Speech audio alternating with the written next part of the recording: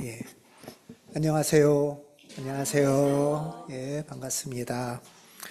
예, 안녕하세요. 예, 고왕임님, 이인섭님, 박세진님, 이경미님. 예, 반갑습니다. 예. 오늘 여러분하고 같이 나누고 싶은 말씀은 산상설교입니다. 마태복음 5장에 나오는 말씀이에요. 5장부터 7장까지가 산상설교의 내용인데요. 산상설교가 아주 중요합니다. 산상설교 안에 이제 주께서 기도도 가르쳐 주시고, 어떻게 사랑하라 이런 것도 가르쳐 주시고, 어떤 마음으로 살아라 이런 것도 가르쳐 주시는 아주 핵심 말씀입니다. 산상설교는 오늘 마태복음 5장 1절에서 이렇게 시작합니다. 예수께서 무리를 보시고 산에 올라가 앉으시니 제자들이 그에게 나아왔다. 예수께서 입을 열어서 그들을 가르치셨다. 이게 우리로서는 별게 아닌 것 같은데, 이 본문을 시작하기 전에, 이 본 내용을 시작하기 전에 이 머릿말이 우선은 중요해요. 먼저 예수님이 산에 올라 앉으셨다. 이 산에 오르시기까지의 여정을 우리가 다시 한번 좀 생각해 보면 좋은데요.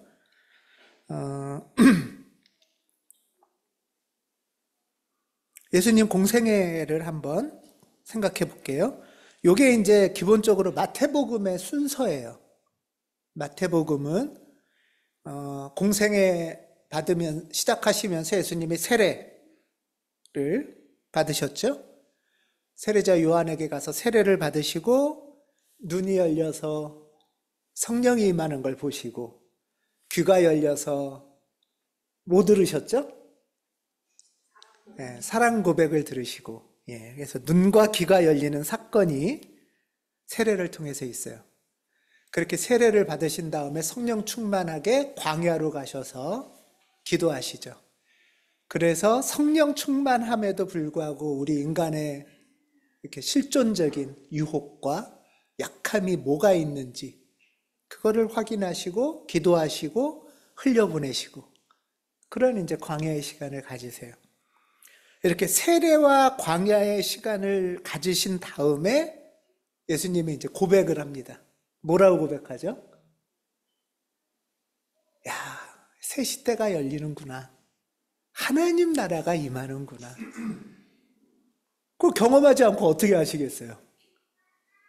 보인 거예요. 보이는 거예요. 새 시대가 열리고 하나님의 나라가 임하는구나.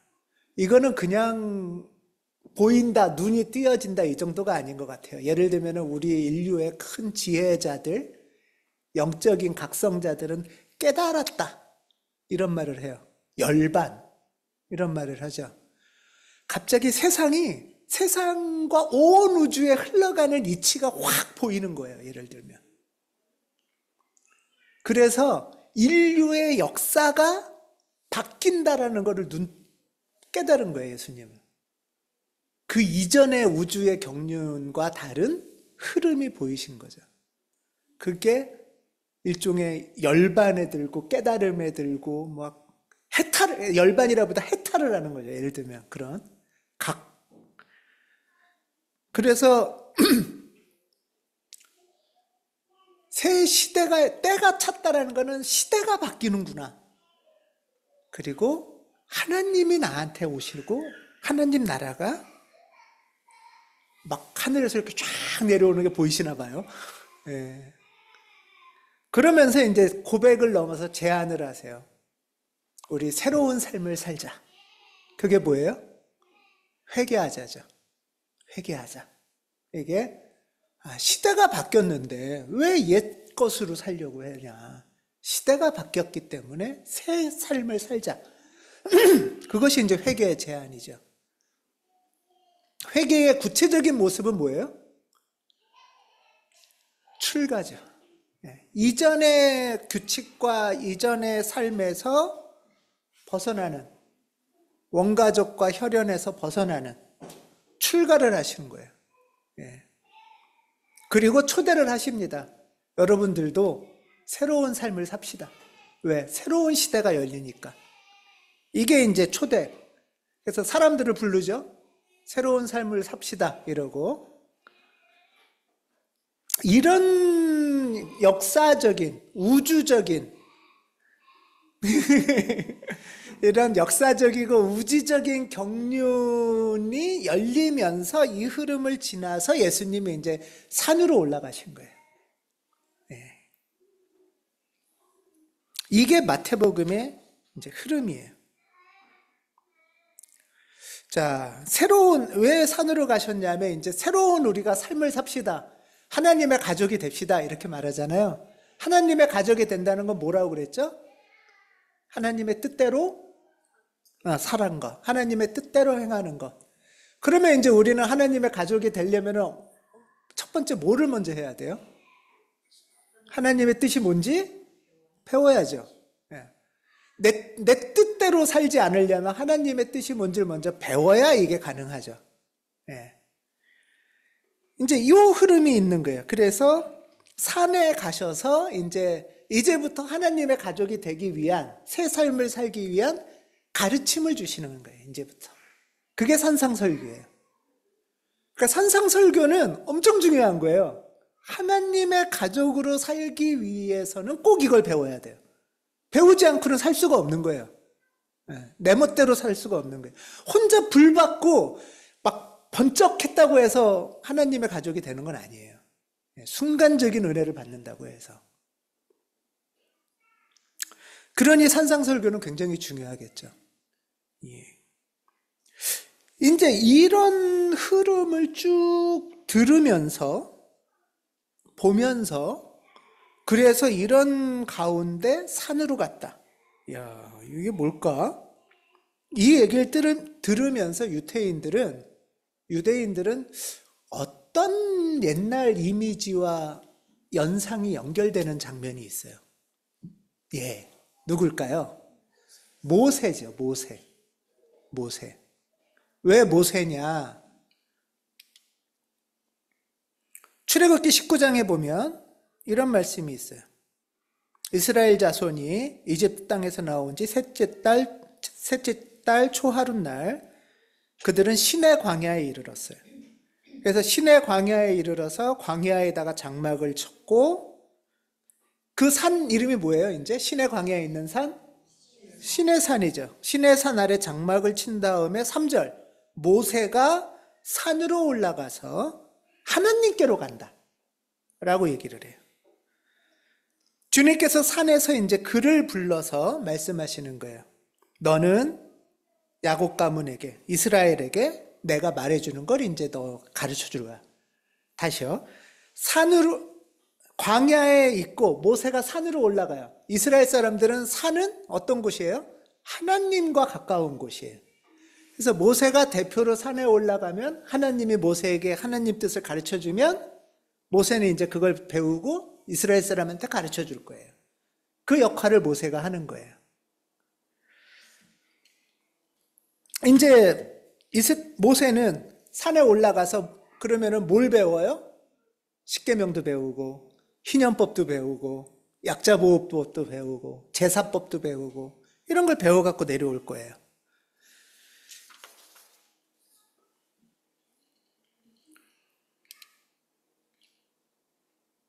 이걸 잘 보세요. 모세는, 이스라엘 사람들은 탈출하기 위해서, 새로운 삶을 살기 위해서 먼저 어디를 건너요? 홍해, 바다를 건너죠. 물을 건너요. 물을 건넌다는 것은 죽음, 이전의 삶의 죽음과 죄를 씻겨내 홍해를 건너요. 그래서 광야를 거쳐서 이제 모세가 산으로 올라가죠. 하나님의 말씀을 배우는 거예요. 이스라엘 사람들도 이집트에서 탈출은 했지만 탈출했다고 갑자기 하나님의 백성이 되진 않아요. 하나님의 백성이 되고 하나님의 공동체로 살기 위해서는 이제 모세가 가르쳐주는 그 법을 배워야만, 법을 배우고 지켜야만 하나님의 백성이 되는 거예요. 근데 이스라엘 백성은 그것을 성공했나요? 역사적으로? 실패했어요. 이스라엘은 실패 역사예요. 이스라엘은 모세가 하나님의 말씀을 가르쳐 줬지만 이스라엘 사람들은 그걸 지키지 않았어요. 배운 대로 살지 않고 지키지 않아서 이스라엘은 망했죠. 이제 하나님의 백성이라는 꿈은 끝난 것 같아요. 이스라엘 사람들은 끝났나 보다 라고 생각을 해요. 그럴 때 마태복음의 얘기를 듣는 거예요. 들어보니 예수께서 세례를 받아요.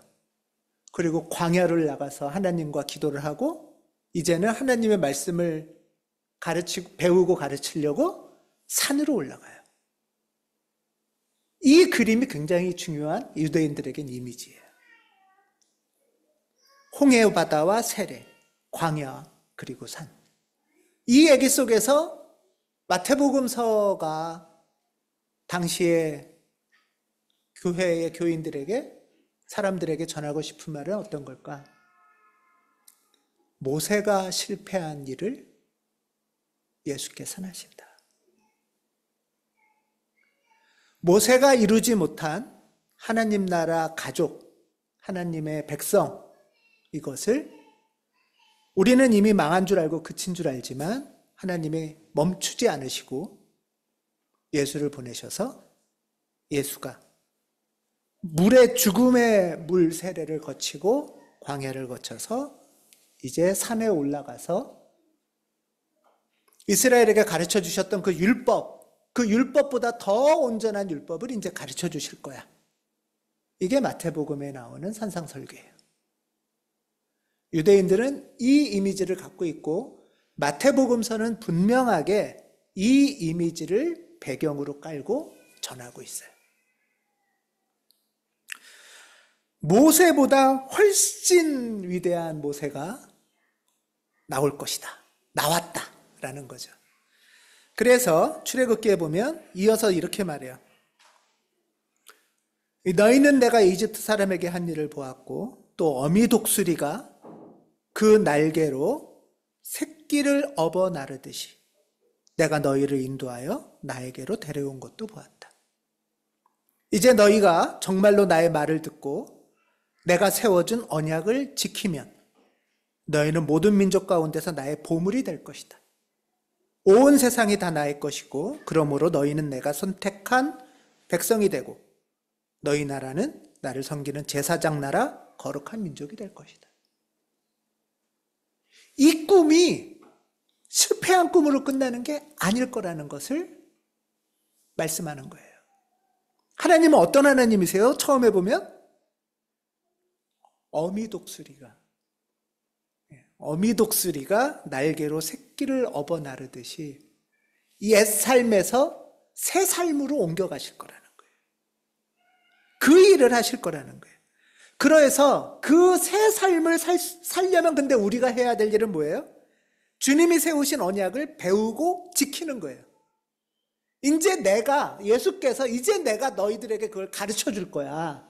그 어미 독수리가 이끄신 그 은총 가운데서 계속 살려면 이 말씀을 배워야 돼 라고 하는 거죠. 그러면 너희는 선택한 백성, 제사장 나라, 거룩한 민족이 될 것이야. 이 약속이 끊어지지 않고 이어질 것이라는 게 예수님의 배경에 이미 깔려 있어요. 그게 산상설교에 깔려 있어요. 자, 그래서 여기에 오기까지의 이 구성, 이야기의 흐름은 마태복음서나 초대교회는 모세보다 훌륭한 분이 오셔서 이 일을 결국 이루실 거다라는 기대와 꿈을 다시 갖게 되는 거죠. 그리고 이제 산상설교를 시작합니다.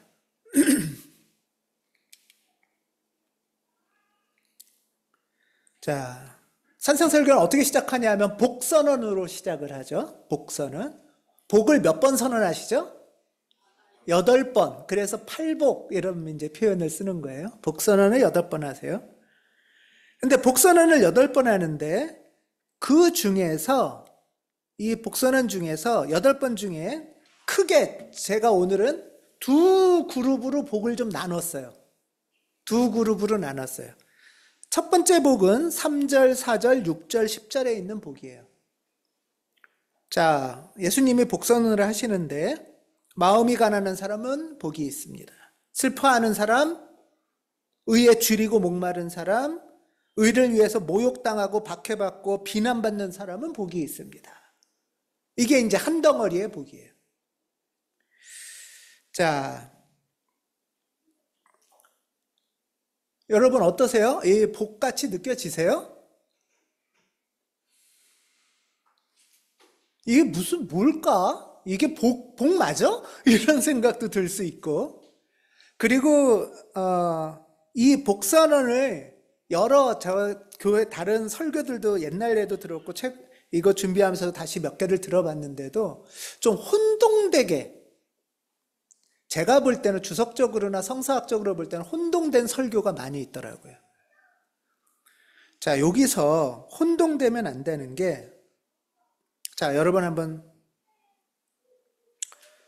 우선 예수님을 따라온 사람들은 어떤 사람들일까를 생각해 보세요. 예수님을 따라온 사람들은 이런 일을 당한 사람들이에요. 가난하고 슬퍼하고 줄이고 목마른 사람들이에요. 이 산까지 올라온 사람들, 예수님을 따라서.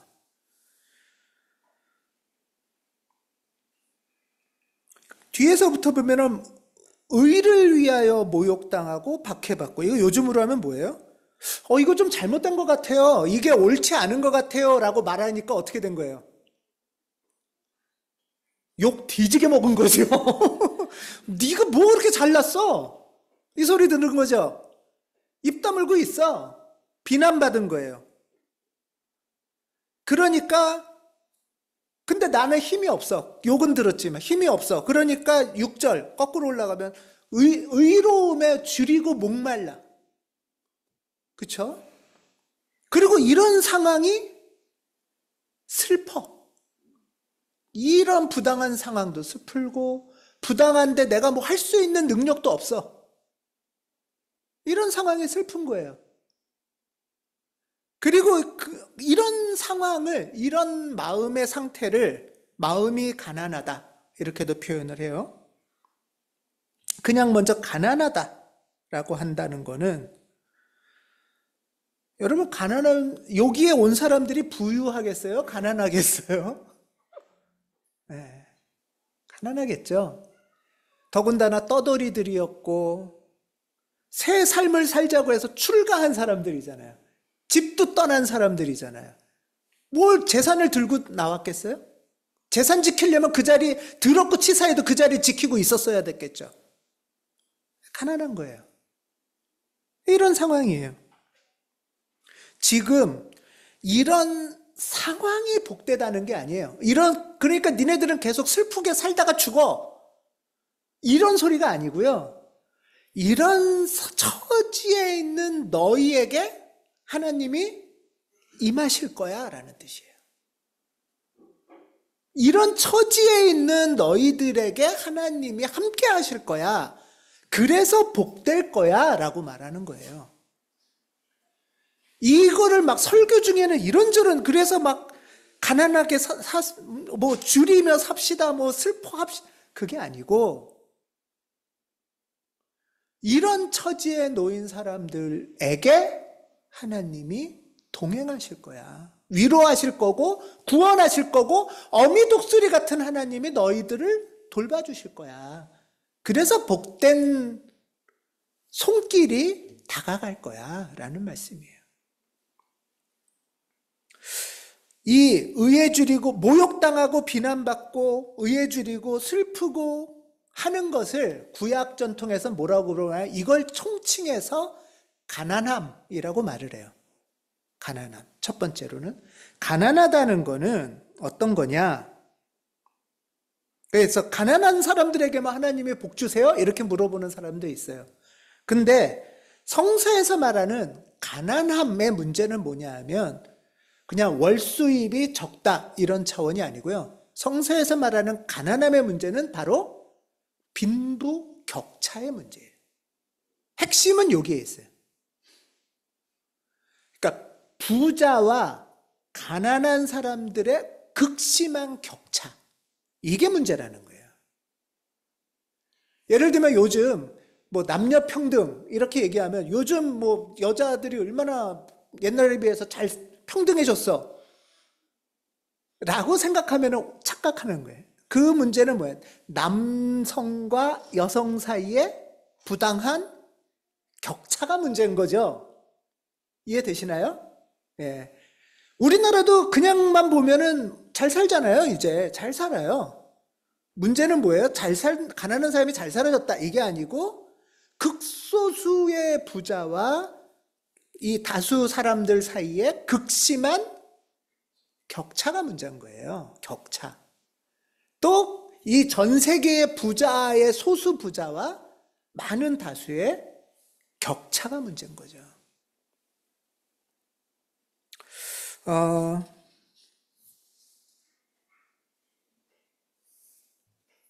이 격차 속에 너무 그래서 이게 부당하지 않냐라고 말하면 이 격차는 부자와 경제적 격차도 있고요.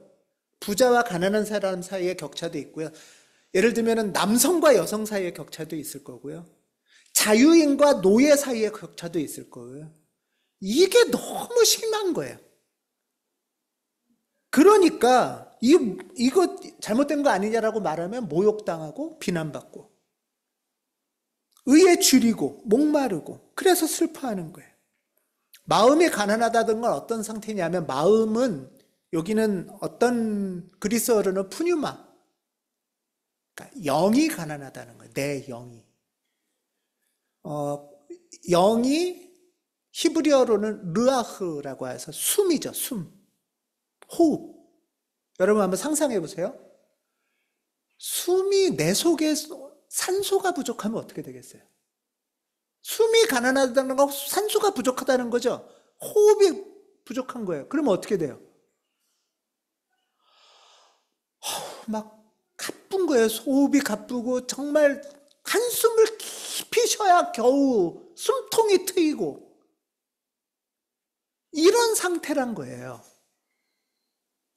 답답하고 힘겹고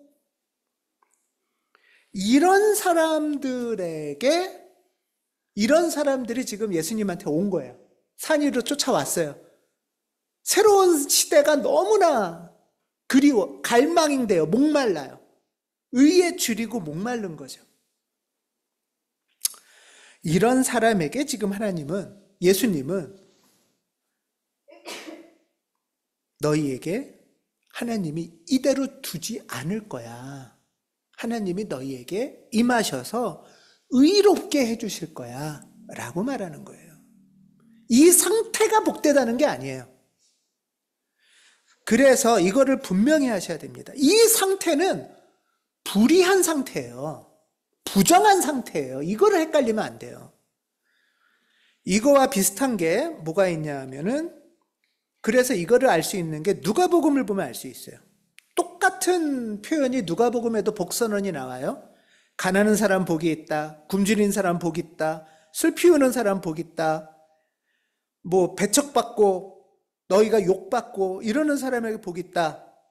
라고 똑같이 나와요. 그럼 나는 그냥 그래 뭐 나 별거 없고 찌질하게 살다가 슬피 울다가 죽으면 그게 그냥 내 생에 가면 복 받나 보다. 죽으면 천국 가나 보다. 이 뜻이 아니에요. 그러면 거꾸로 왜 그러냐? 그러면은 부자인 사람들은 어떻게 되는 거예요? 이 당시에 복이 없는 건가요? 예, 이거 앞뒤가 안 맞잖아요. 그렇죠? 이 사람들에게 하나님이 임하실 거야. 그래서 너희들을 위로하시고 구원하실 거야. 해서 누가복음은 복선언과 함께 그 다음에 뭐가 있냐? 화선언이 있어요. 너희 부요한 자들은 화가 있다. 배부른 자들은 화가 있다. 지금 웃는 자들은 화가 있다. 너희를 좋게 말하고 그런 얘기를 듣는 자들은 지금 화가 있다. 이게 뭔 소리죠?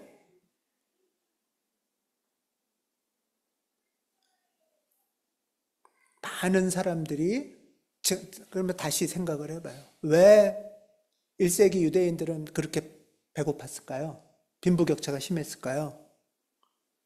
아시듯이 유대인들은 로마 식민지였죠.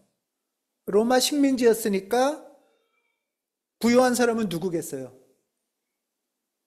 로마겠죠. 로마 귀족들이겠죠.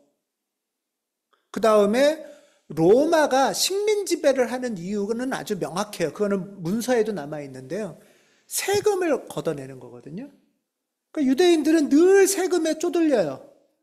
인두세, 통행세, 소금세, 뭐 각종 세금을 내요. 근데 그것만이 아니라 성전세도 내요. 그러면 성전세로 부자 되는 부유한 사람은 누구예요? 성전 제사장들이겠죠. 로마에 잘 보이는. 유대인 중에도 성전 제사장들은 부유해요. 그 사람들은 부자예요. 또 당시의 사람들은 거의 대부분 소작농들이에요. 그러면 땅 부자들은 부자겠죠. 그 사람들은 부유하고 배부르고 야, 이 세상 살만하다 웃고, 그리고 서로 어떻게 해요? 서로 야, 너 오늘 잘생겼다 막 이러고 서로 좋게 말하는데 너 지금 잘하고 있다. 많은 사람들은 배고프고 슬프고 힘들고 목마른데 니네끼리 지금 이러고 있는 것 자체가 하나님이 화를 주실 일이라는 거예요.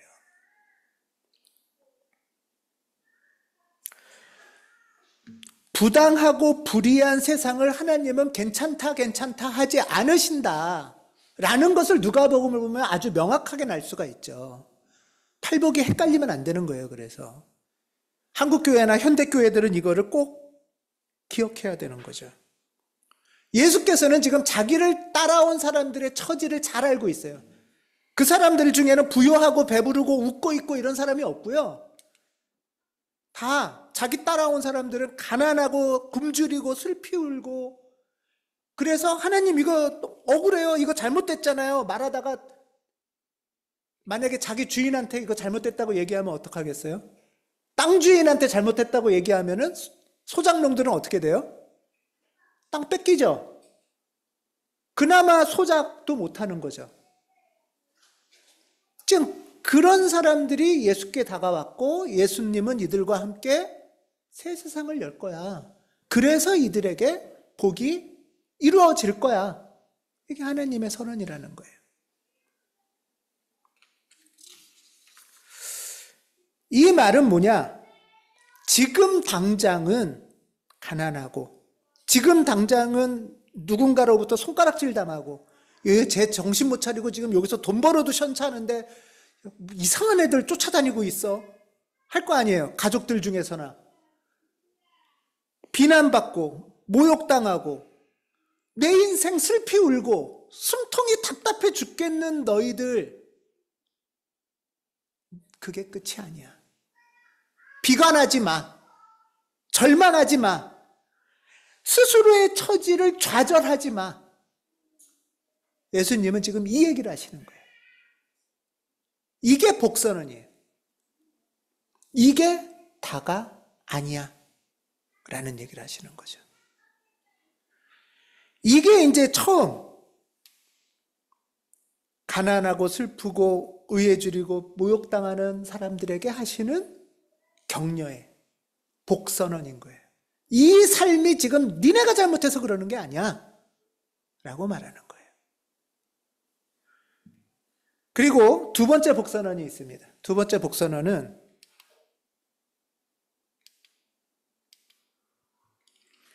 5장 5절, 7절, 8절, 9절인데요. 온유한 사람은 복이 있다.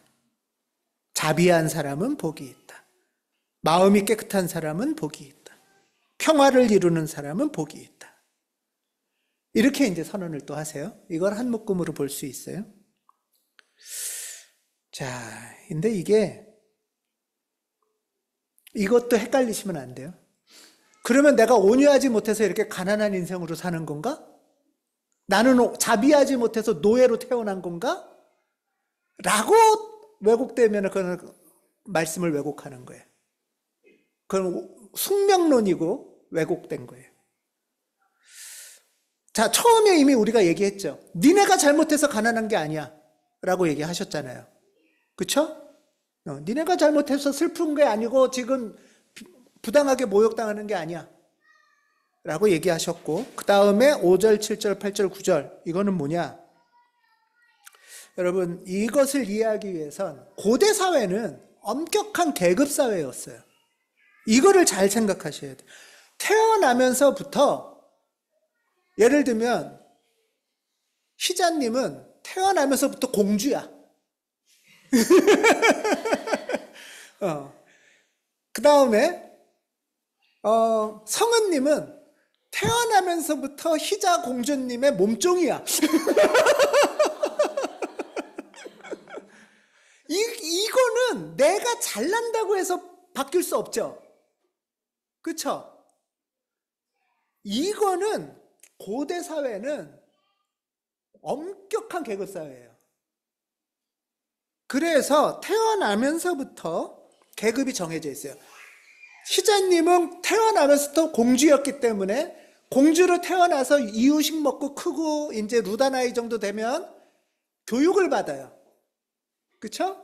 예, 교육, 부전도 교육 안 받겠어요? 교육 받겠죠? 어떤 교육을 받을까요? 몸종한테 온유하게 해. 몸종한테 자비하게 해줘. 너무 두들겨 패지 마, 몸종. 이런 말 배우지 않겠어요? 물론 몸종이 말 안 들으면 때려도 돼. 그렇지만 굶겨 죽이기까지는 하지 마. 이런 것들을 가르칠 거예요. 이게 고대 지배자의 통치 교육이죠. 그거를 몸종한테 가르칠까요? 몸종한테 너 온유하게 해, 자비를 베풀어 이럴까요? 몸종은 그럴 여력이 없어요. 이해되시나요? 네가 막 자비하든 안 자비하든 상관없어. 이게 되게 중요해요. 고대에 플라톤이 쓴 국가라는 책에 보면 사주덕이라고 중학교 도덕책에서 배웠을 수 있는데, 윤리책에서 플라톤의 국가를 세우는 데 있어서 4가지 중요한 덕이 있다고 해요. 좋은 나라를 세우려면 지혜, 용기, 절제, 이 4가지를 가르쳐야 돼요. 아니, 3가지를. 이 3가지를 잘 가르치는 나라는 정의로운 나라가 되는 거예요, 이제. 그래서 4가지, 정의까지 4가지예요. 지혜, 용기, 절제를 교육을 시키는 거예요. 자, 그런데 지혜를 누구한테 가르치겠어요? 통치자한테 가르치죠. 몸종한테 지혜를 가르칠까요, 여러분? 몸종은 지혜가 필요 없어요. 이해되시나요? 용기는 누구한테 가르칠까요? 군인. 그쵸? 여러분, 만약에 몸종한테 용기를 가르치면 어떻게 되겠어요? 들고 일어나죠. 네가 나보다 힘세 하고 혁명을 일으킬 거 아니에요. 몸종의 용기를 알면 큰일 납니다. 이해되시죠? 몸종한테 뭘 가르쳐야 돼요? 3개 중에? 절제, 참어, 견뎌, 인내해, 성실해, 이것만 가르치면 돼요. 이해되시죠? 그래서 우리가 사람들에게 가르치고 배우는 덕목은 계급에 따라서 딱 고대 사회에는 정해져 있어요. 당연하겠죠. 사실 현대사회까지 이렇게 정해져 있어요, 사실은. 여러분들 국가 통치술 배운 적 있나요? 왜 안 가르칠까요? 통치하면 안 되니까. 통치하면 안 되고 여러분들은 학교 다니고 공장 다니고 회사 다니고 출퇴근 잘하는 걸 배워야 되는 거예요. 그렇지 않아요? 여러분 국회의원 되는 법 배운 적 있어요? 안 가르쳐줘요. 그러면 갑자기 눈 뜨면 국회의원이 됐겠어요? 국회의원 지금 된 사람들은?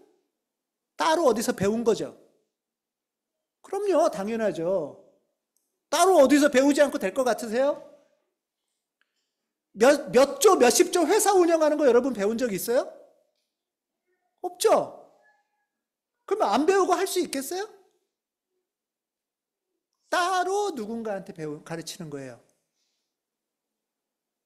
이런 거예요, 지금. 그런데 지금 예수님은 가난하고 굶주리고 두들겨 맞고 억울하다고 하던 사람들을 불러다 놓고 온유하고 자비하고 정결하고 평화를 지금 얘기하고 있어요, 갑자기. 이거는 통치자의 덕목입니다. 힘센 사람이나 온유함을 배우는 거예요. 그렇지 않아요? 내가 힘이 있어서 때릴 수 있는데 때리지 말자. 내가 힘세니까 심판을 줄 수 있는데 너무 엄격하고 냉정하게는 심판하지 말고 자비롭자. 이걸 배우는 거예요. 지금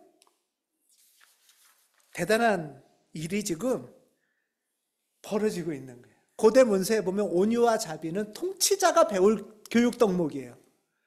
이 맨날 두들겨 맞고 억울하다고 하고 밥 굶고 슬퍼 울고 숨 답답해 죽겠다. 아유 내 인생 그렇지 뭐 하고 포기할 사람들이 배울 일이 아니에요. 근데 새 나라가 생기는 거예요. 지금 새 나라가 생기면서 이 나라를 운영하고 통치할 사람들을 부르는 거예요.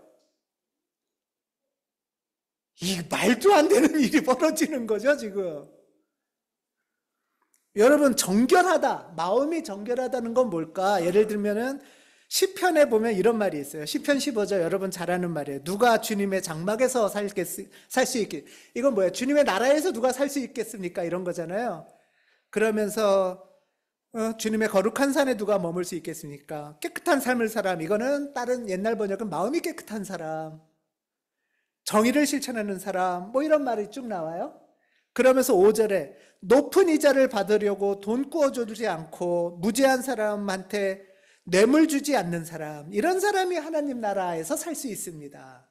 이런 말을 해요. 이 말은 뭐예요? 깨끗한 삶을 사는 사람은 어떤 사람이라는 거예요?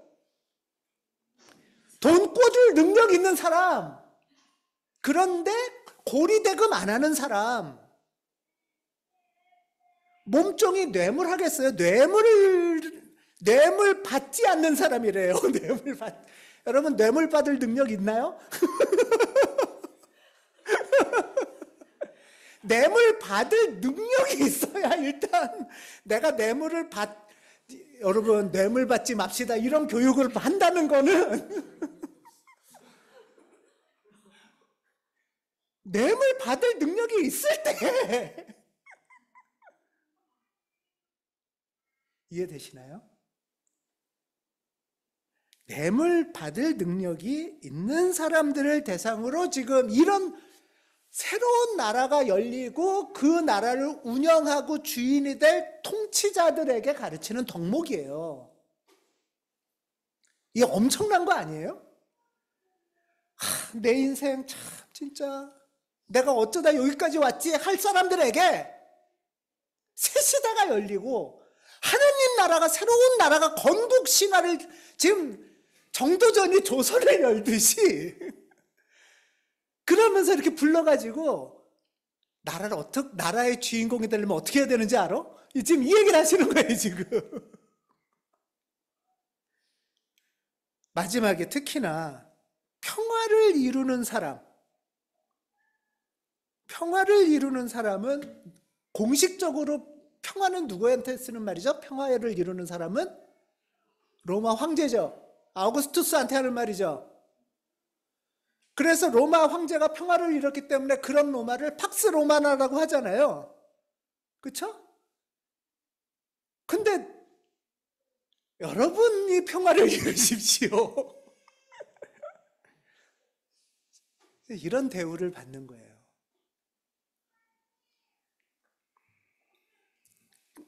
하나님이 여러분들을 당신의 자녀라고 부르실 겁니다. 가난하고, 이 세상에서 가난하고 슬프고 숨쉬기도 힘들고 하루하루 진짜 눈치 보고 주눅 들며 살던 사람들에게 이제 그건 끝이야. 시대가 바뀌었어. 하나님이 임하실 거고 하나님 나라가 열릴 거고 거기서 여러분들은 그 나라를 운용하는 주인이 될 거야. 이제 그걸 배워야 돼. 그런 삶을 살아야 돼. 이 말을 하시는 거예요. 엄청난 선언인 거예요, 지금. 신성가족, 라틴어로 파밀리아 데이인데요. 이 파밀리아 데이는 누구를 칭하는 말이었을까요? 로마 황족을 칭하는 말이었겠죠.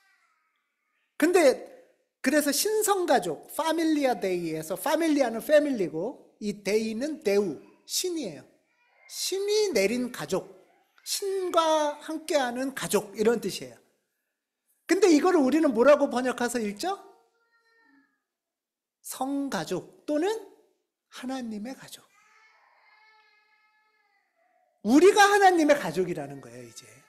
이 덕목을 배우고 통치자로 살 우리가 새 시대의 주인이 될 거라는 거예요. 이전까지의 주눅 들고 눈치 보고 비참하고 그냥 포기한 채로 살던 우리를 이제는 그렇게 살면 안 된다는 거예요. 새 시대가 열리고 있다.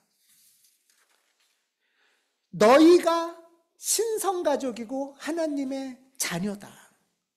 그러니 눈앞에 또는 이전의 슬픔과 가난과 누가 했던 비난이나 욕에 사로잡히지 말고 온유하게 자비롭게 뇌물 받지 말고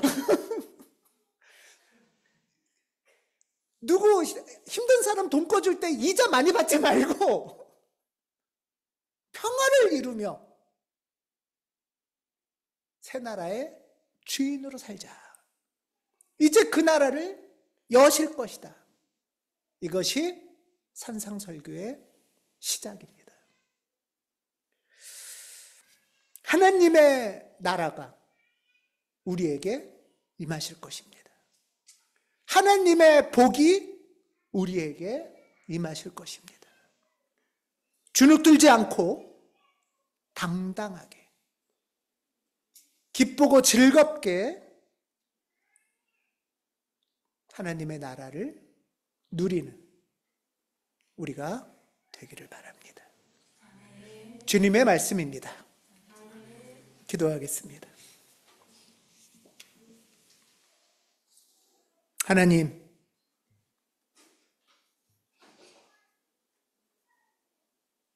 지금이 우리 인생의 새로운 시대입니다. 새로운 시대가 열리고 있음을 우리는 보고 듣게 성령께서 함께하여 주시옵소서.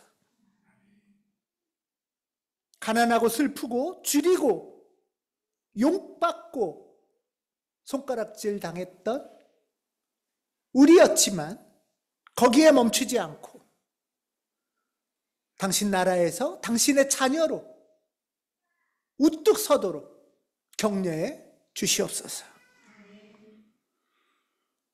당신의 자녀로 삼으신 주의 은총에 감사하며 말씀을 가르치시는 우리 주 예수 그리스도의 이름으로 기도합니다. 아멘.